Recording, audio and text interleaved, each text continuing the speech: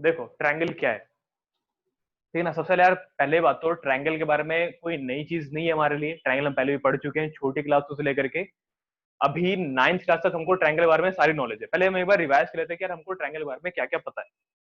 पहले देखो ट्रायंगल के बारे में हमको बचपन में बताया गया था कि यार देखो तीन साइड से या फिर तीन लाइन से मिल करके बनने वाला एक जो क्लोज्ड फिगर होता है उसे हम कहते हैं ट्रायंगल। यहाँ तक क्लियर, तीन लाइन से बनने वाला जो सबसे छोटा क्लोज्ड फिगर होता है उसे हम कहते हैं ट्रायंगल। छोटा क्यों कह रहा हूँ, क्योंकि तीन लाइन से मिनिमम से ओ मतलब क्या लाइनों के द्वारा अगर आपको एक क्लोज्ड फिगर बनानी है तो सबसे मिनिमम लाइन की जो रिक्वायरमेंट होगी वो तीन ही होगी, और जो फिगर बनेगी वो एक ट्रायंगल ही बन पाएगा। ठीक है ना। तो यार एक ट्रायंगल को एक पॉलीगन भी कहा जाता है। पॉलीगन यानी कि सबसे छोटा ट्रायंगल, वो सबसे छोटा क्लोज्ड फिगर। वो पॉलीगन मतलब होता है क्लोज्ड फिगर। यहाँ पे क्लियर है। और ट्रायंगल पूरी पॉलीगन फैमिली का सबसे छोटा भाई है। क्यों? क्योंकि यहीं से पॉलीगन की स्टार्टिंग होती है। सबसे छोटी साइड वाला है, सबसे कम साइडों वाला है, ठीक ना, तीन साइडों वाला। कई सारी बुकों में आपको ये डेफिनेशन मिल जाएगी, जब तीन तरह की लाइन आपस में एक दूसरे को इंटरसेक्ट करती हैं, जब तीन तरह की line which are non coincident जब आपस में एक दूसरे को इंटरसेक्ट करती हैं, तो इनके द्वारा भी जो क्लोज फिगर बनाया जाता है तो उसे भी हम ट्रायंगल ही कहते हैं। ठीक है। तो ये कुछ ट्रायंगल डेफिनेशन थी जो हमको बचपन में पढ़ाई गई थी। सही है। थोड़ा हम अगर और थोड़ी बड़ी क्लासों में आए तो हमको थोड़ी बड़ी क्लासों में एक और चीज से इंट्रोड्यूस करवाया गया कि ट्रायंगल की स्पेसिफिकेशन क्या क्या होती है। तो ट्रायंगल की क्या क्या स्पेसिफिकेशन होती है। तो ट्रायंगल के पास तीन तरह की साइड होती है, तीन तरह के एंगल, तीन तरह के वर्टेक्स होते हैं, ठीक है ना। और जहां पर दो साइडें मिल जाती है उसी पार्ट को हम क्या कहते हैं, एंगल। तो ट्रायंगल के पास तीन तरह के साइड, तीन तरह के वर्टेक्स और तीन तरह के एंगल्स होते हैं, ठीक है ना। तो ये थी ट्रायंगल की स्पेसिफिकेशन। और थोड़ी हम बड़ी क्लास में आ गए तो हमको एक और चीज देखने को मिली। क्या देखने को मिली कि ट्रायंगल के सारे ही इंटीरियर एंगल्स का जो सम होता है वो किसके बराबर होता है, आपके 180 डिग्री के बराबर। ठीक है। तो ये कुछ ऐसी चीजें थी जो हमको बचपन में पढ़ाई गई थी। लेकिन जैसे ही हम थोड़ी 9th क्लास में आ गए, मतलब थोड़ी सी और हायर क्लास में आ गए, हमको ट्रायंगल के बारे में ना एक और इंपॉर्टेंट इन्फॉर्मेशन पता लगी। हाँ, एक और है, एक्सटीरियर एंगल प्रॉपर्टी करके भी है, वो भी आपके ट्रायंगल में ही लगाया जाता है। अब ये मत बोले क्या ट्रायंगल का एरिया भी निकाला जाता है half into base into height करके। हाँ, निकालते हैं, कोई दिक्कत नहीं है, वो भी ट्रायंगल के प्रॉपर्टी में ही आता है। यहाँ तक क्लियर है। लेकिन अच्छा, अब बात करते हैं ट्रायंगल के जो हमने 9th क्लास में पढ़ा था। क्या पढ़ा था हमने 9th क्लास के बारे में?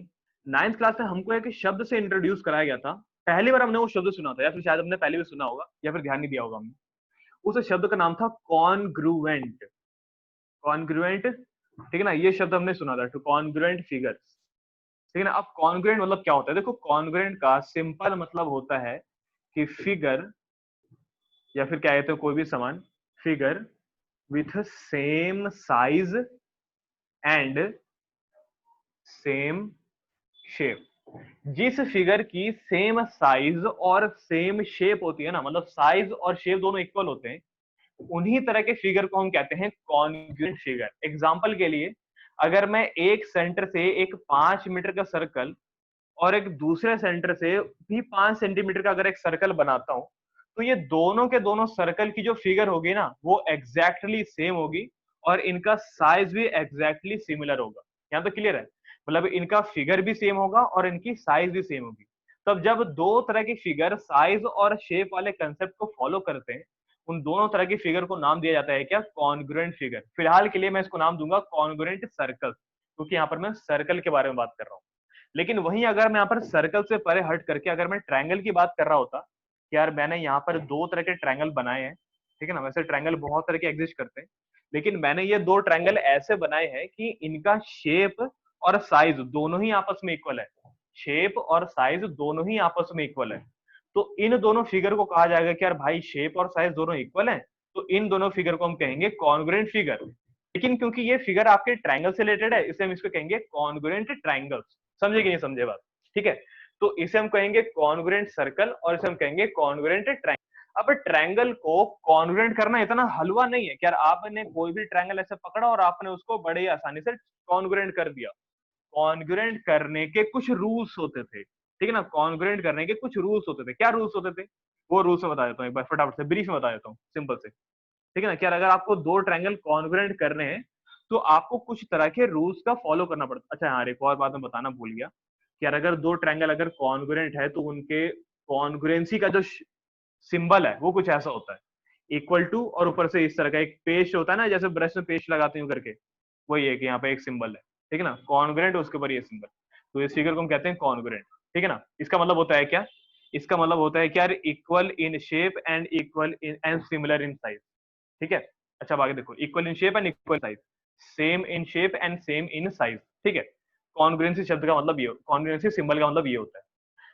अब हुआ क्या कि यार दो ट्रायंगल को कॉन्ग्रुएंट करना है, दो ट्रायंगल को कॉन्ग्रुएंट करने के लिए कुछ रूल्स हैं। क्या क्या रूल्स थे, रूल्स कह लो या फिर क्राइटेरिया कह लो, ठीक है ना, रूल्स कह लो या फिर क्राइटेरिया कह लो। क्या क्या क्राइटेरिया थे, तो सबसे पहली क्राइटेरिया जो हमको पढ़ाई गई थी वो थी ये साइड एंगल साइड। दूसरी क्राइटेरिया जो हमको पढ़ाई गई थी वो क्या थी, वो थी हमारे पास एंगल साइड एंगल। तीसरी क्राइटेरिया क्या पढ़ाई गई थी हमको, ठीक है ना, तीसरी क्राइटेरिया क्या पढ़ाई गई थी हमको, एंगल एंगल साइड। चौथी क्राइटेरिया क्या पढ़ाई गई थी हमको, साइड साइड साइड।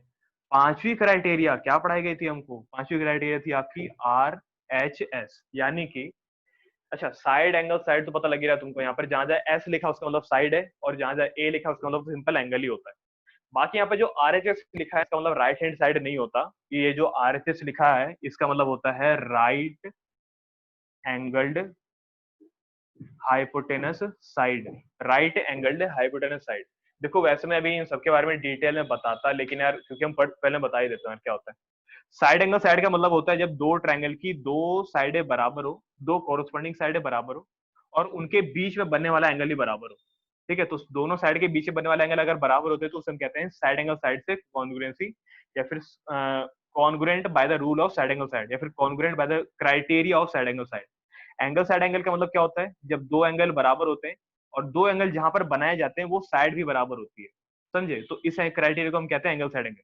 उसी तरह से angle angle side, side side side और RHS, इन सभी रूल्स में से हमने एक रूल ऐसा है जो कि नहीं पढ़ा था, उसको हमने कॉन्ग्रुएंसी वाले कैटेगरी में से हटा दिया था। क्या रूल था वो, देखो ऐसे तो हमने दो रूल हटाए थे, कौन कौन से दो रूल हटा दिए थे। एक पहला रूल था तुम्हारा ये साइड साइड एंगल, और एक है angle angle angle.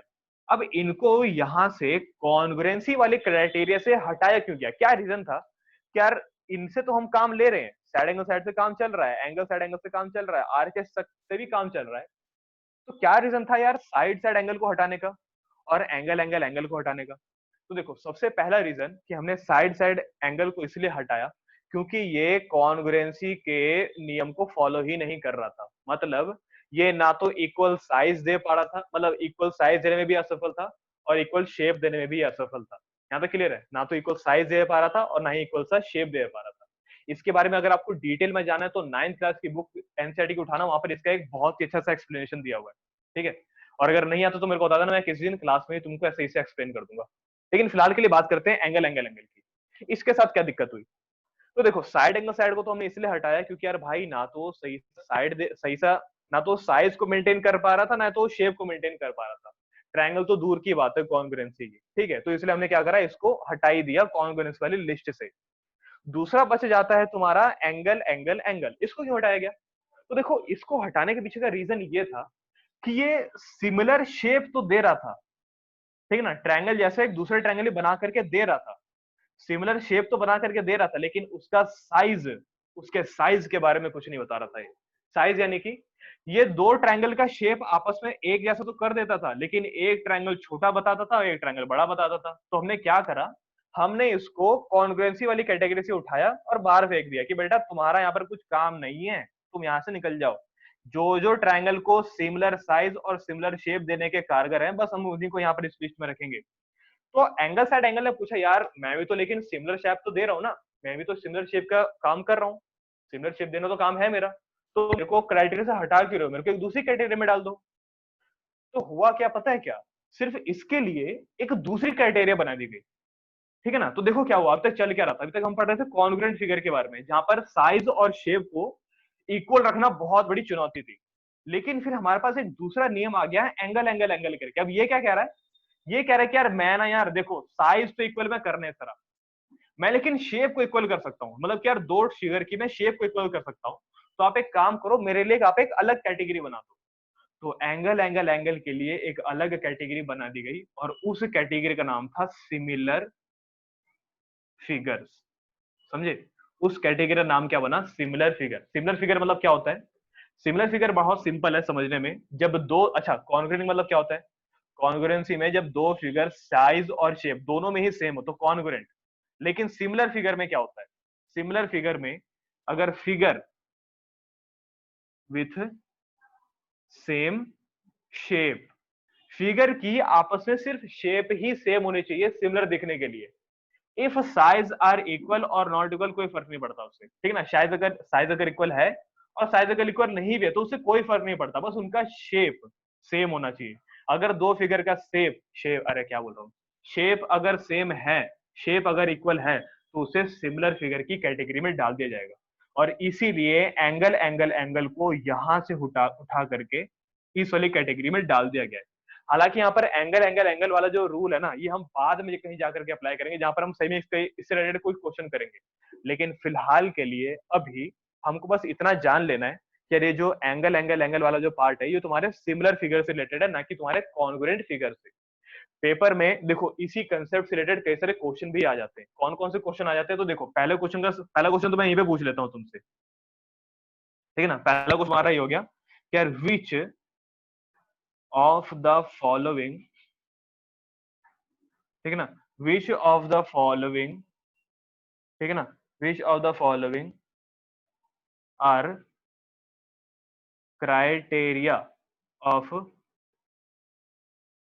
Similar shape, which of the following are the criteria of similar, similar shape नहीं, सिमिलर फिगर, ठीक है ना, similar figure of a triangle, या फिर सिमिलर ट्रायंगल भी कह सकते हैं, ठीक है ना, सिंपल। ठीक है ना, कौन कौन सी है जो कि इस कैटेगरी को फॉलो करते हैं? तो देखो पहला ऑप्शन तुम्हारे सामने दिया जाएगा ये साइड साइड साइड, ठीक है। दूसरा ऑप्शन तुम्हारे सामने दिया जाएगा एंगल साइड एंगल। तीसरा तुम्हारे सामने दिया जाएगा एंगल एंगल एंगल। तीसरा ऑप्शन तुम्हारे सामने दिया जाएगा एंगल एंगल साइड। अब अपना माइक ऑन मत करना, ठीक है ना, यहाँ पे देख करके बताओ क्या क्वेश्चन है। क्वेश्चन इसमें से कौन सा ऐसा क्राइटेरिया है जो कि सिर्फ सिमिलर के लिए बनाया गया है? यहाँ तक क्लियर है? तो माइक मत खोलना, माइक मत खोलना, ठीक है ना, बस चैट के फॉर्म में या फिर कमेंट वगैरह करके बता दो यहीं पर भी, ठीक है ना। तो कौन कौन से इसमें ऐसे फिगर, कौन कौन से इसमें ऐसे ऑप्शन है जो कि सिमिलर को फॉलो कर पाते हैं? तो तुमको साफ साफ देख ही रहा होगा यार, इसमें जो थर्ड ऑप्शन है वही होगा, सबका आंसर वही है, ठीक है ना। लेकिन लेकिन लेकिन अगर यहाँ पर मैं सिमिलर हटा करके, यहाँ पर अगर मैं सिमिलर हटा करके अगर यहाँ पर मैं अगर कॉन्ग्रुएंट अगर फिगर जोड़ देता हूँ, तब कौन कौन से ऐसे फिगर है जो कि यार कॉन्ग्रुएंट को, कौन कौन से ऐसे ऑप्शन है जो कि यार कॉन्ग्रुएंट को सपोर्ट करते हैं? तो यहाँ पर तीन ऑप्शन दिख जाएंगे तुमको। कौन कौन से तीन ऑप्शन दिख जाएंगे? ये और ये, समझ गए? तो ये बाकी के जो तीन ऑप्शन यहाँ पे लिखे गए हैं ये फॉलो करते हैं कॉन्ग्रुएंट फिगर के लिए, और ये अकेला ऐसा फिगर जो कि फॉलो करता है सिमिलर फिगर के लिए, सिमिलर ट्रायंगल के लिए, सॉरी, समझ गए? चलो सही है। अच्छा, अब ये तो चलो क्वेश्चन हो गया एक छोटा सा, ठीक है ना। अब थोड़ा बहुत मैं एग्जांपल देता हूँ कि यार एग्जांपल क्या होता है तुम्हारे ट्रायंगल को, सिमिलर फिगर का और कॉन्ग्रुएंट फिगर का, ताकि तुम इसमें सही ठीक ठाक से भेदभाव कर पाओ। भेदभाव कह रहा हूँ मैं, क्या कहते हैं उसको, डिफरेंस पता कर पाओ सही तरीके से, ठीक है ना। तो देखो पहले बात करते हैं कॉन्ग्रुएंट फिगर की। कॉन्ग्रुएंट फिगर का देखो कई सारे एग्जांपल हो सकते हैं, रियल लाइफ में तो कई सारे एग्जांपल है, ठीक है ना। एग्जांपल के लिए तुमने अगर साइकिल के पहिए देखे होंगे, ठीक है ना, अगर तुमने साइकिल के अगर पहिए देखे होंगे तो साइकिल का जो पहिया होता है वो आगे वाला और पीछे वाला दोनों बराबर ही होता है। तो साइकिल के आगे वाला सर्कल और पीछे वाला सर्कल के टायर दोनों ही बराबर होते हैं, आपस में बिल्कुल एकदम सिमिलर फिगर। लेकिन अगर आप ट्रैक्टर के पहिए देखो, ट्रैक्टर का पहिया कैसा होता है? ट्रैक्टर का पहिया आगे वाला छोटा सा होता है लेकिन पीछे वाला थोड़ा बड़ा होता है। तो जो साइकिल के पहिए हैं उन्हें हम कहेंगे कॉन्ग्रुएंट फिगर या फिर कॉन्ग्रुएंट पहिया या फिर कॉन्ग्रुएंट टायर। जबकि जो ट्रैक्टर के जो पहिए हैं जो कि आगे वाला छोटा है पीछे वाला थोड़ा बड़ा है, इस फिगर को हम कहेंगे सिमिलर फिगर। तो तुमको समझ में आ रहा होगा मैं क्या कह रहा हूँ, समझे? अगर तुम कभी अगर ताजमहल वगैरह अगर घूमने गए होंगे ना, तो ताजमहल के बाहर अगर जाओगे, मतलब जैसे बाहर ऐसे लोकल वगैरह दुकानदार नहीं होते, जैसे लाल किले पे जाओगे तो वहां भी आसपास मिल जाएंगे। तो वो क्या करते हैं कि यार छोटी छोटी ना ऐसे की चेन बेच रहे होते हैं, ठीक है, छोटी छोटी ऐसे की चेन वगैरह बेच रहे होते हैं। की चेन में होता क्या है, की चेन में ऐसे ताजमहल ही बना हुआ होता है। लेकिन फर्क पता है क्या होता है? क्या की चेन में जो ताजमहल बना होता है और जो ओरिजिनल ताजमहल होता है उसमें एक डिफरेंस पता है किस चीज का होता है? सिर्फ साइज का। लेकिन दोनों का शेप बिल्कुल सेम होता है। तो उन दोनों फिगर को हम कहेंगे सिमिलर फिगर, अगर हम दोनों को कंपेयर करें तो, समझ गए? तो सिमिलर फिगर यानी क्या, हमको बस साइज को, सॉरी, हमको बस शेप को मेंटेन करके रखना होता है। बाकी साइज अगर उनका इक्वल है, अगर साइज उनका इक्वल नहीं भी है तो कोई फर्क नहीं पड़ता, बस उनका शेप आपस में बराबर होना चाहिए। ठीक है, तुम चाहो तो तुम खुद भी कई सारे एग्जांपल क्रिएट कर सकते हो सिमिलर फिगर के और कॉन्ग्रुएंट फिगर के। ठीक है ना, सिमिलर फिगर के कॉन्ग्रुएंट फिगर के कई सारे एग्जांपल है। जैसे कि एग्जांपल के लिए मान लो क्या यार, वो 10 रुपए वाला लेस का पैकेट जो आप दुकान से खरीदते हो, लेस का पैकेट, कुरकुरे का पैकेट, जो भी हो गया, 10 रुपए के सारे पैकेट सेम होते हैं। जो कंपनी होती है वो कोशिश यही करती है कि यार 10 रुपए वाले मैं जितने भी फिगर यहाँ, जितने भी मैं कुरकुरे के प्रोडक्ट यहाँ पे मैन्युफैक्चर करूँ, सबका पैकेट सेम होना चाहिए। ठीक है ना, सब में उतनी ही क्वांटिटी होनी चाहिए। तो जितने भी 10 रुपए के आपको पैकेट मिलेंगे ना, वो सारे के सारे सेम शेप के भी होंगे और सेम साइज का भी होगा, तो उन्हें हम कहेंगे कॉन्ग्रुएंट कुरकुरे। समझे कि नहीं, कॉन्ग्रुएंट फिगर। हालांकि अंदर वाला सामान थोड़ा अलग हो सकता है, लेकिन वहीं अगर आप 10 रुपए वाले कुरकुरे के पैकेट को अगर 20 रुपए वाले या फिर 40 रुपए वाले कुरकुरे के पैकेट से कंपेयर करोगे तो थोड़ा डिफरेंस आ जाएगा। हालांकि समान कंटेंट दोनों के अंदर सेम ही है, अंदर दोनों के अंदर कुरकुरे ही पड़ा हुआ है, लेकिन दोनों के साइज में फर्क पड़ता है। दोनों का पैकेट ही बड़ा होता है, माल दोनों के अंदर का सेम ही होता है, वो हवा भर के देते हैं बाकी। समझ गए, तो ये होता है। हाँ ठीक है, समझ गए ना। तो यार ये डिफरेंस होता है तुम्हारे कॉन्ग्रुएंट फिगर में और सिमिलर फिगर में। कॉन्ग्रुएंट में क्या, साइज का सेम और सिमिलर होना, ओ साइज और शेप का इक्वल होना जरूरी होता है, लेकिन जो सिमिलर फिगर होते हैं उसमें सिर्फ शेप का ही सेम होना इक्वल होता है। अच्छा एक और बात यार, सिमिलर का एक साइन भी है, जैसे कॉन्ग्रुएंट का साइन नहीं है क्या यार, इक्वल साइज से इक्वल शेप, उसी तरह से जो सिमिलर का साइन है ना, वहां पर इक्वल वाला साइन हटा दिया गया, इक्वल साइज हटा दिया गया, सिर्फ सिमिलर शेप को ही कंसिडर किया जाता है यहाँ पर। समझे, सिर्फ ये वाला इक्वल साइन हटा दिया गया यहाँ पे। क्लियर है, तो सिमिलर का साइन, कॉन्ग्रुएंट का साइन। तो ये एक तरह से थोड़ा सा एक्सप्लेनेशन था कॉन्ग्रुएंट फिगर और सिमिलर फिगर में। यहाँ तक क्लियर है, मेरे ख्याल से तुमको अब तक समझ में आ गया होगा कि यार सिमिलर फिगर किसे कहते हैं और कॉन्ग्रुएंट फिगर किसे कहते हैं। लेकिन अगर फिर भी अगर किसी बच्चे को अगर डाउट है तो प्लीज अपना माइक एक एक करके खोलना और अपने डाउट बताना शुरू करो। यार सिमिलर फिगर में हमको ये समझ में नहीं आया और कॉन्ग्रुएंट फिगर में हमको ये समझ में नहीं आया, प्लीज बताओ, जल्दी बताओ। अगर सब कुछ क्लियर है तो हम सब दिखा देना जैसे कि मैं समझ पाऊँ। क्राइटेरियन है एस वो एस ए सिमिलर वाला, ट्रायंगल के लिए, एक बार दोबारा रिपीट कर दियो, एक बार दोबारा रिपीट कर दियो। एसएसए क्राइटेरियन सिमिलर ट्रायंगल के लिए यूज होता है। नहीं नहीं यार, एस एस ए ना, तो ये जो मैंने बताया ना एस एस ए, ये ना तो तुम्हारे सिमिलर के लिए यूज होता है और ना ही तुम्हारे कॉन्ग्रुएंसी के लिए। मैंने बताया तो था कि यार एस एस ए जो होता है ना ही वो साइज और ना ही वो शेप, ना साइज और ना शेप दोनों को ही मेंटेन ही नहीं कर पाता। जो साइज और शेप दोनों को ही मेंटेन नहीं कर पाता तो यार वो सिमिलर फिगर क्या ही देगा। समझे, तो इसलिए इसको क्या करा गया, इसको इसको हाई दिया गया, एकदम रूल से निकाल दिया गया, इसको बहिष्कार कर दिया गया पूरा इसका। आ गया समझ में। दूसरा डाउट बताओ। आरएचएस क्राइटेरिया होता है, हाँ आरएचएस क्राइटेरिया होता है सिमिलरिटी में, सिमिलरिटी में भी आरएचएस क्राइटेरिया भी होता है, एस एस एस क्राइटेरिया भी होता है, एस ए एस क्राइटेरिया भी होता है। ठीक है ना, और एक फाइनल था एंगल एंगल एंगल क्राइटेरिया तो होता ही है। ठीक है ना, तो ये कुल मिलाकर के 4 मेजर क्राइटेरिया है जो कि आपको सिमिलरिटी में देखने को मिलेंगे, लेकिन हम पढ़ेंगे इसके बारे में डिटेल में आगे जाकर के। ठीक है ना, आगे जाकर के इसके बारे में डिटेल में पढ़ेंगे, लेकिन फिलहाल के लिए ना सिमिलरिटी से पहले आपको एक छोटा सा कंसेप्ट है वो क्लियर करना पड़ेगा, वो है भैया प्रोपोर्शन। हाँ बताइए हिमांशु। भैया आरएचएस को हम एएसएस से क्यों नहीं रिलेट कर सकते? एएसएस से रिलेट क्यों नहीं कर सकते, वो रीजन है इसके पीछे। एएसएस से रिलेट, अच्छा एएसएस तो यार यही हो गया, ये तो वैसे हमने हटा दिया। आरएचएस को, अच्छा तू ऐसे कह रहा होगा ना कि यार यहाँ पर राइट एंगल यानी कि एंगल को रिप्रेजेंट कर रहा है, ये हाइपोटेनस यानी कि साइड को रिप्रेजेंट कर रहा है, हाँ और ये भी भैया यानी कि हाँ। साइड को रिप्रेजेंट कर रहा है, ये कह रहा है ना तू। लेकिन इसकी बात अलग है। क्या बात है इसके अंदर, इसमें होता क्या है कि यार यहाँ पर आर का मतलब कोई नॉर्मल एंगल नहीं है, आर का मतलब कोई नॉर्मल एंगल नहीं है, यहाँ पर आर का मतलब राइट एंगल है। ठीक है, और एच का मतलब कोई नॉर्मल साइड नहीं है, एच का मतलब हाइपोटेनस है यार, और एस कोई सी भी एक नॉर्मल साइड हो सकती है। तो राइट एंगल को किसी नॉर्मल एंगल से कंपेयर करना ये गलती हो जाएगी।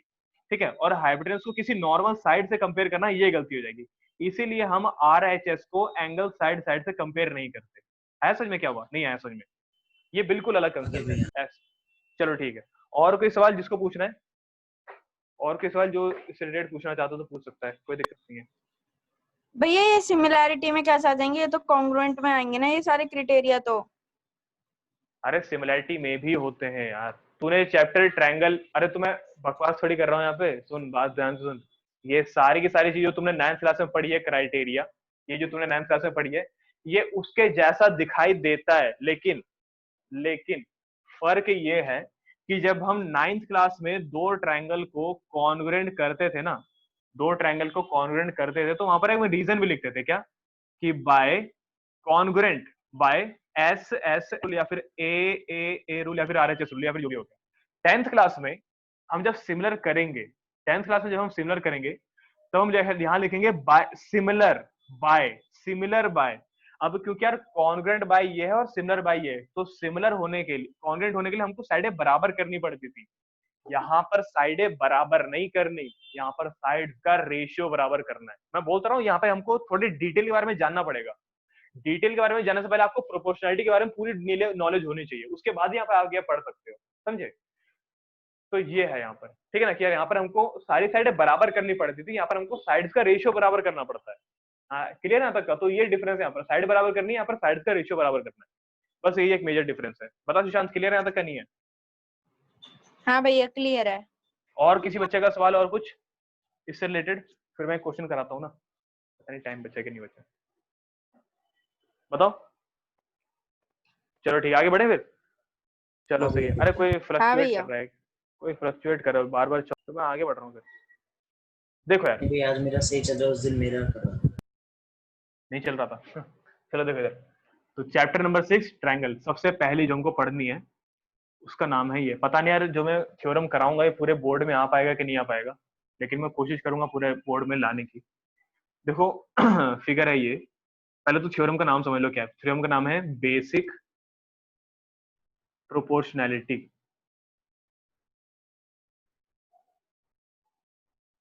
नैलिटिक, अरे क्या लिख दिया मैंने, PROPRTIONALLITY, प्रोपोर्शनैलिटी थ्योरम। इसको शॉर्ट फॉर्म में थेल्स थ्योरम भी कहते हैं, ठीक है ना। इसको शॉर्ट फॉर्म में हम थेल्स थ्योरम के नाम से भी जानते हैं। थेल्स थ्योरम के नाम से क्यों जानते हैं? क्योंकि थेल्स ऐसे मैथमेटिशियन थे जिसने की प्रोपोर्शनैलिटी का कंसेप्ट यहाँ पर इंट्रोड्यूस कराया था। ऐसे नहीं कि यार थेल्स से पहले ही व्यक्ति थे जिसने की प्रोपोर्शनैलिटी का जो कंसेप्ट है वो प्रोड्यूस कहते हैं प्रपोज किया था। इससे पहले भी कई सारे मैथमेटिशियन थे, ठीक है ना।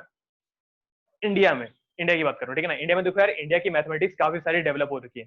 इंडिया में बहुत सारी ऐसी चीजें जो मैथमेटिक्स रिलेटेड बहुत पहले डेवलप हो चुकी है, बस उसको सही सा एक्सपोजर नहीं मिल पाया। जैसे कि हम अभी पाइथागोरस थ्योरम पढ़ रहे हैं, ये कई सालों पहले ही इंडिया में डिस्कवर हो चुका था और ये बौद्धायन थ्योरम के नाम से प्रसिद्ध था। लेकिन क्योंकि यार हुआ पता है क्या, कि ये ज्यादा प्रचलित नहीं हो पाया और तुमको बचपन से पाइथागोरस थ्योरम का इंजेक्शन तुमको अंदर तुम्हारे अंदर ठूसा गया है, और इसलिए तुमको इंडिया के मैथमेटिक्स के बारे में डिटेल में नहीं पता। थोड़ा सही रिसर्च करोगे ना तो तुमको काफी सारी चीजें पता लगेगी कि यार हमने प्लानिटरी मोशन बहुत पहले ढूंढ लिया था, हमने ग्रेविटेशन को बहुत पहले समझ लिया था, हमने ये भी पता लगा लिया था कि यार पृथ्वी का जो शेप है वो गोलाकार है, ठीक है। बाद में जाकर के किसी गैलीलियो नाम के एक साइंटिस्ट है, उन्होंने पहले बता दिया कि यार पृथ्वी का जो शेप है वो असल में गोला है, लेकिन वो भी लोगों ने माना नहीं। जो चर्च के लोग थे उन्होंने माना नहीं कि यार पृथ्वी का जो शेप है वो असल में गोले टाइप का है, उन्होंने सीधा उनको सूली पे चढ़ा दिया। और कई सालों बाद जाकर के जब ये प्रूव हुआ ना कि यार पृथ्वी का शेप असल में जब गोले टाइप का है, उसके बाद जाके जो चर्च जो पोप वगैरह होते हैं उन्होंने माफी भी मांगी थी, समझे। तो यार साइंस एग्जिस्ट करती है यार, और इंडिया में तो बहुत पहले से एग्जिस्ट करती है, समझे।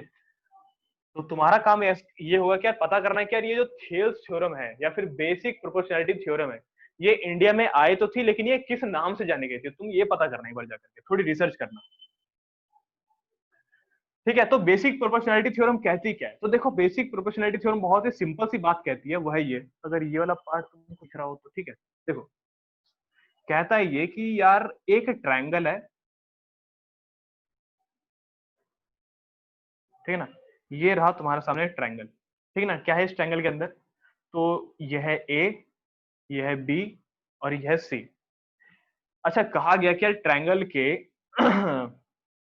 एक पॉइंट से, ट्रायंगल के एक साइड के एक पॉइंट से एक लाइन पैरेलल ड्रॉ करी गई दूसरे साइड तक, ठीक है। ट्रायंगल के एक पॉइंट से ट्रायंगल के दूसरे साइड तक एक पॉइंट ड्रॉ करेगी पैरेलल। तो उससे हुआ क्या, क्या ये दोनों साइड जो है ना वो डिवाइड हो गई, ठीक है ना। जैसे कि ये साइड है एडी और डीबी में डिवाइड हो गया, और ये साइड है एई और ईसी में डिवाइड हो गया। देखो क्या किया मैंने कुछ नहीं किया, मैंने बस एक पॉइंट डी से लेकर के पॉइंट ई तक की एक लाइन ड्रॉ करी। कैसी लाइन ड्रॉ करी मैंने कि यार एक साइड से पॉइंट डी चुन लिया, एक साइड से पॉइंट ई चुन लिया, दोनों को जोड़ दिया। क्या यार ऐसे जोड़ा कि यार ये जो डीई वाली जो लाइन है वो बीसी के पैरेलल हो, ये जो डीई वाली लाइन है वो आपके बीसी के पैरेलल हो। मैंने इसको ऐसे ड्रॉ किया गया। मतलब अगर मैं इसको शॉर्ट में लिखूं तो ये कुछ ऐसा होगा यार, if DE is parallel to BC, यही है शॉर्ट में, in a triangle if DE is parallel to BC then, in a triangle if DE is parallel to BC then, जो ये डिवाइडेड साइड तुमको दिख रहे हैं, डिवाइडेड साइड जैसे कि यार ये एडी और ये डीबी हो गया, एई और ये एसी हो गया, ये जो डिवाइडेड साइड है ना इनका रेशियो बराबर हो जाता है। यानी कि एडी और डीबी, एडी और डीबी का रेशियो बराबर होगा एई और ईसी के रेशियो के बराबर। समझे कि नहीं समझे? एडी और डीबी का रेशियो एई और ईसी के रेशियो के बराबर ही आएगा। ऐसा थेल्स भाई साहब ने कहा था कि अगर आप किसी भी तरह के ट्रायंगल में अगर आप एक लाइन पैरेलल कर देते हो तीसरे साइड के, तो जो ये डिवाइडेड साइड का रेशियो होगा ये हमेशा ही बराबर आएगा। ऐसा थेल्स भाई साहब ने कहा था। बताओ तुमको ये थेल्स भाई साहब की ये वाली जो थ्योरी है वो तुमको समझ में आई कि नहीं आई? नहीं आई तो मैं एक बार दोबारा से एक्सप्लेन कर दूंगा। बताओ। भैया हम भैया डी डी नहीं अपन आई। एडी लिख सकते हैं, उल्टा हो सकता क्या है इसका। क्या? हाँ उल्टा ले सकते हो BD क्या? upon BD upon AD। AD बराबर में ईसी अपॉन में ए। ठीक है, बता सुशांत क्या समझ में नहीं आया? भैया फिर से बता दो। अरे कोई ना कोई ऐसा पार्ट तो समझ में आएगा ना, ऐसे नहीं कि तेरे को मेरी हिंदी समझ में नहीं आई, कुछ ना कोई ऐसा पार्ट तो रहा होगा ना तेरे को समझ में नहीं आया। ये एडी अपॉन डीबी से समझा दो। एडी अपॉन डीबी तो ये बोलना है यार, ठीक है ना? तो हर स्टेटमेंट में कोई ना पार्ट होता है समझ में नहीं आता। कभी आगे वाले को ऐसा मत कहियो कि जो तूने बोला बिल्कुल समझ में नहीं आया। ऐसा अगर आप बोलते हो ना पहले तो ध्यान सुन। चलो ठीक है, देखो इधर, अब मैं क्या करता, हाँ देखो यार एडी देख यार क्या हुआ कि यार ये पॉइंट डी की मदद से ये एडी और ये डीबी दो रेशियो में डिवाइड हो गए, दो हिस्सों में डिवाइड हो गया। एक हो गया एडी और एक हो गया डीबी। ये पॉइंट ई की हेल्प से ये दो पार्ट्स में डिवाइड हो गया, एक हो गया एई और एक हो गया ईसी। तो ये जो एडी और डीबी का जब ये रेशियो निकाला गया, रेशियो कैसे निकाला गया? रेशियो निकालना आसान है। जैसे कि मान लीजिए ये पूरी साइड तेरी 10 सेंटीमीटर की है, ये 2 और 8 सेंटीमीटर में डिवाइड हो गई। आया समझ में क्या हुआ? ये पूरी साइड तेरी, अरे ये पूरी साइड तेरी मान लेते हैं 20 सेंटीमीटर की है। ये 20 नहीं आया, थोड़ा ज्यादा हो जाएगा, ठीक है ना? थोड़ा ज्यादा, इससे कंपेयर करने में थोड़ा ज्यादा हो जाएगा।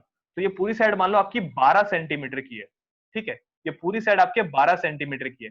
और जब इसको डिवाइड करा गया तो ये कैसे डिवाइड हुआ तुम्हारे उसमें, एक मिनट, 12 को कैसे डिवाइड करूं यार? ठीक है देखो, मान लो कि यार ये साइड तुम्हारी कुल मिला करके छोड़ो, ये मानो इसको मान लो, ठीक है ना? ये पूरी साइड मान लो तुम 10 सेंटीमीटर की है और ये पूरी साइड मान लो तुम 5 सेंटीमीटर की है, ठीक है? जब पॉइंट डी पे ये पॉइंट लगाया गया तो मान लो कि यार ये 2 सेंटीमीटर और 3 सेंटीमीटर में डिवाइड हो गया, ठीक है? और जब 10 सेंटीमीटर में ये वाला पॉइंट ई इंट्रोड्यूस करा गया तो ये पूरा जो 10 सेंटीमीटर है ये 4 सेंटीमीटर में और 6 सेंटीमीटर में डिवाइड हो गया, ठीक है? अच्छा इसका रेशियो कितना आएगा? अगर मैं एडी और डीबी का रेशियो निकालूंगा तो एडी की वैल्यू है 2 सेंटीमीटर, डीबी की वैल्यू है 3 सेंटीमीटर, तो इसका जो फाइनल रेशियो आएगा वो 2:3 ही आएगा। अच्छा अब अगर एई और ईसी का रेशियो निकालूंगा तब क्या आएगा? एई और ईसी का रेशियो निकालूंगा तब, तो एई जो है वो 4 सेंटीमीटर के बराबर है और ईसी जो है वो 6 सेंटीमीटर के बराबर है। तो अगर काटा पीटी करूंगा तो यहाँ पर भी 2/3 आ रहा है। समझे कि नहीं समझे? तो एडी अपॉन में डीबी भी 2/3 और एई अपॉन में ईसी भी 2/3, यानी कि 2/3 बराबर में ये, 2/3 बराबर में वो, यानी कि एडी अपॉन डीबी बराबर में एई अपॉन ईसी, यानी कि दोनों साइड का रेशियो बराबर है। बता सुशांत समझ में आया कि नहीं आया? छोटा सा एग्जांपल था वैसे। भैया आ गया। ठीक है, अच्छा सुनो, यहाँ पर ना एक वर्ड यूज किया गया है। क्या वर्ड है यहाँ पर? इस वर्ड का नाम है प्रोपोर्शनैलिटी। प्रोपोर्शनैलिटी का मतलब क्या होता है? प्रोपोर्शनैलिटी का मतलब होता है सेम रेशियो, ठीक है? प्रोपोर्शनैलिटी का मतलब क्या होता है? प्रोपोर्शनैलिटी का मतलब होता है सेम रेशियो, ठीक है ना? जब दो तरह की रेशियो आपस में इक्वल आ जाती है उसे हम कहते हैं प्रोपोर्शनैलिटी। अब सुनो प्रूफ कैसे करें। देखो इसका प्रूफ बहुत ही ज्यादा आसान है, बस इसका कंस्ट्रक्शन तुमको याद रखना पड़ेगा। प्रूफ बहुत आसान है इसका, बस तुमको इसका ना कंस्ट्रक्शन याद रखना पड़ेगा। तो देखो इसका मैं कंस्ट्रक्शन ठीक इसके बगल वाले लाइन पे लिख रहा हूँ, ठीक है ना, बगल वाले इस साइड पे। तो ये है इसका कंस्ट्रक्शन। क्या है कंस्ट्रक्शन इसकी? सिंपल है। सबसे पहली कंस्ट्रक्शन, मेरे पास वैसे देखो अलग अलग तरह की रंग बिरंगी पेन है नहीं मेरे पास, वैसे तो मेरे पास होती है, ठीक है ना, अभी लेकिन है नहीं। तो मैं करूंगा क्या, ये पॉइंट ई तुमको दिख रहा होगा, पॉइंट ई से एक परपेंडिकुलर ड्रॉ करो इस साइड पर। मैंने क्या करा, पॉइंट ई से एक परपेंडिकुलर ड्रॉ करा मैंने इस साइड पर। यहाँ पे क्लियर है? और इस पॉइंट को मैंने नाम दे दिया A B C D E, इस पॉइंट को नाम दे दिया मैंने एक्स, नाम दे दो एक्स या फिर एम, ठीक है। और same to same point D से इस वाली साइड पर, एसी वाली साइड पर मैंने एक परपेंडिकुलर ड्रॉ कर दी, ठीक है ना। और इस पॉइंट को नाम दे दिया मैंने क्या, एन, ठीक है। तो ये भी एक परपेंडिकुलर है और ये भी एक परपेंडिकुलर ही है, ठीक है। तो यहाँ पर मैंने दो परपेंडिकुलर ड्रॉ करे, कौन कौन से, ई एम और डी एन, ठीक है ना, ई एम और डी एन। तो यहाँ पर लिखना ड्रॉ, क्योंकि मैंने परपेंडिकुलर ड्रॉ करे इसलिए draw E M perpendicular to A B and dn perpendicular to AC. Draw EM perpendicular to AB and EN perpendicular to AC. देखो कुछ देर में लिंक एक्सपायर हो जाएगा तो मैं दोबारा लिंक भेज दूंगा, ठीक है ना, ये क्योंकि ये कंप्लीट कराना है बस, ठीक है। दूसरी कंस्ट्रक्शन क्या है, दूसरी कंस्ट्रक्शन है ये कि D से लेकर के आप C को जोड़ दो और E से लेकर के आप B को जोड़ दो। समझे कि नहीं समझे? ठीक है ना, D से लेकर के C को जोड़ दिया और E से लेकर के B को जोड़ दिया, बस सिंपल, कुछ नहीं करा। तो ज्वाइन, इसमें ड्रॉ नहीं करा, यहाँ पर मैंने ज्वाइन किया। तो join D to C E to B, D to C and E to B, बस, ठीक है। तो यहाँ पर दो तरह की कंस्ट्रक्शन करी गई है। पहला ये दो परपेंडिकुलर बनाए गए, कौन कौन से दो परपेंडिकुलर है, EM और DM, और दो लाइनों को ज्वाइन किया गया DC और BE को, बस, इससे ज्यादा कुछ नहीं। अब स्टार्ट करते हैं इसका सॉल्यूशन। देखो इसका सॉल्यूशन बहुत आसान है। सबसे पहला ये रहा इसका सॉल्यूशन का पार्ट, ठीक है। सबसे पहला यार तुम सभी को पता होगा बचपन में कि यार एरिया ऑफ ट्रायंगल क्या होता है। क्या होता है एरिया ऑफ ट्रायंगल? वो होता है हाफ इंटू बेस और इंटू में हाइट, ठीक है ना। क्या होता है, हाफ इंटू बेस, ठीक है। भैया वहाँ पे EN की जगह DN आएगा। कहां पर आएगा, DN, अच्छा हाँ ये DN, ठीक है। अच्छा, एरिया ऑफ ट्रायंगल क्या होता है, area of triangle, area of triangle होता है half into base into height. तो यार मैं यहाँ पर इसी एरिया वाले कंसेप्ट का यूज करूंगा इस थ्योरम को प्रूव करने के लिए। क्या थ्योरम है यहाँ पर, कि अगर आप DE को BC के पैरेलल ड्रॉ करते हो तो जो डिवाइडेड साइड होगा उसका रेशियो बराबर होगा। पैरेलल ड्रॉ कराए तो डिवाइडेड साइड का रेशियो बराबर आएगा, ऐसा हमको प्रूव करना है, ठीक है जी। तो आओ इसको प्रूव करते हैं। तो इसको प्रूव करने के लिए मैंने को एरिया वाले कंसेप्ट का यूज करना है। तो देखो कहाँ कहाँ पे एरिया वाला कंसेप्ट लगाना है। तो सबसे पहला आपको यहाँ पर ट्रायंगल दिखाई दे रहा होगा ADE। तो इन ट्रायंगल ADE कैसे निकालेंगे इसका एरिया, सिंपल है जी, ADE का एरिया। तो अब यहाँ पर एक बच्चा बोलता है कि यार ADE का एरिया तो भाई देखो ट्रायंगल है, आराम से निकाला जा सकता है। ट्रायंगल एरिया क्या होता है, half into base into height. लेकिन यार इस ट्रायंगल की, जिस ट्रायंगल की मैं बात कर रहा हूँ ADE की, इसके पास तो दो हाइट है। एक हाइट इसकी EM है और एक हाइट इसकी DN है। हम कौन सी हाइट का इस्तेमाल करें? तो कह रहा तो दोनों हाइट का इस्तेमाल कर, लेकिन अलग अलग। पहला मेरे निकालेंगे इसको हाइट और इसको बेस मान करके, और दूसरी बार में मेरे निकालेंगे इसको हाइट और इसको बेस मान करके, ठीक ना। एक बार इसको हाइट और इसको बेस मानना है और एक बार इसको हाइट और इसको बेस मानना है, ठीक है। तो अगर मैं EM को हाइट और AD को बेस मानता हूं तो क्या होगा, हाफ इंटू में बेस यानी कि AD और हाइट यानी कि EM, तो बेस और ये हाइट, ठीक है।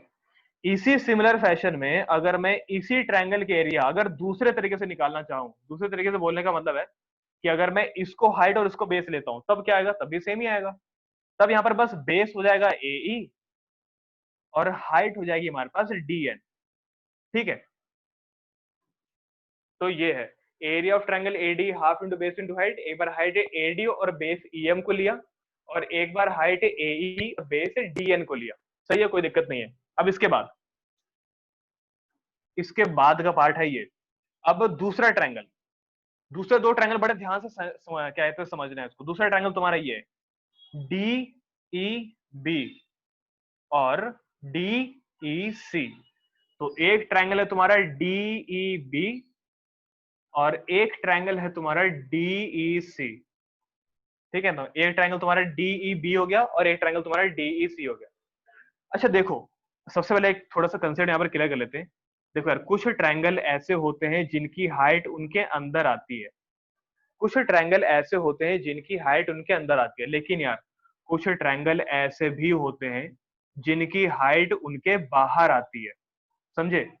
तो ये असल में ऑब्ट्यूज ट्रायंगल कहलाता है। ठीक है, तो ये कुछ ऐसे ट्रायंगल है जिसकी हाइट इसके बाहर ही आती है, एग्जिस्ट करती है, लेकिन हाइट होती है। अब इसी तरह के दो ट्रायंगल यहाँ पर बनाए जा रहे हैं। कौन कौन से दो ट्रायंगल यहाँ पर बनाए जा रहे हैं? तो ये ट्रायंगल तुमको देखो ऐसी शेप में तो नहीं मिलेगा, ये थोड़ा इस तरह की शेप में है, ऐसा देखो ऐसा मिलेगा तुमको ये वाला, समझे? ये ऑब्ट्यूज ट्रायंगल